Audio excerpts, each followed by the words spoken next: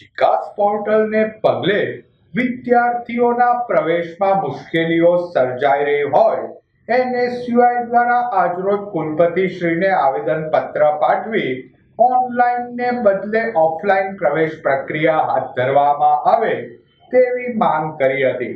રાજ્ય સરકારના વિકાસ પોર્ટલ પર વારંવાર ખામીઓ સર્જાવાને પગલે વિદ્યાર્થીઓના પ્રવેશમાં મુશ્કેલીઓ સર્જાઈ રહી છે।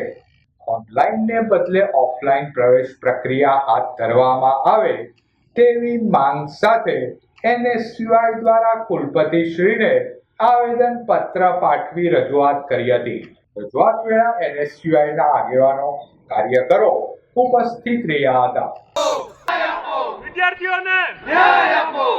जिंदाबाद जिंदाबाद जिंदाबाद जिंदाबाद जिंदाबाद हाय रे वीसी हाय रे वीसी वीसी तेरी दाद विद्यार्थियों विद्यार्थियों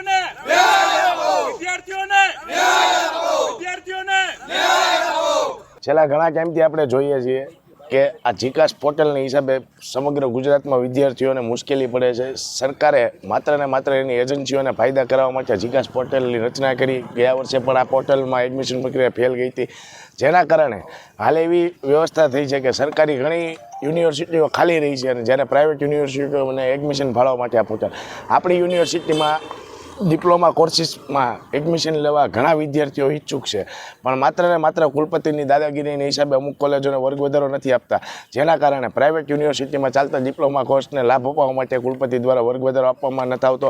અમારી આજે એવી માંગણી છે કે તાત્કાલિક જીકાસ પોર્ટલ બંધ કરીને કુલપતિ ઉપર રજૂઆત કરી ઓફલાઈન પ્રવેશ પ્રક્રિયા ચાલુ કરવામાં આવે અને જે કોલેજો દ્વારા વર્ગ વધારો માગવામાં આવ્યો છે અને ડિપ્લોમા કોર્સમાં જે વિદ્યાર્થીઓ એડમિશન લેવા ઈચ્છે છે તેમને તાત્કાલિક ન્યાય આપવામાં આવે।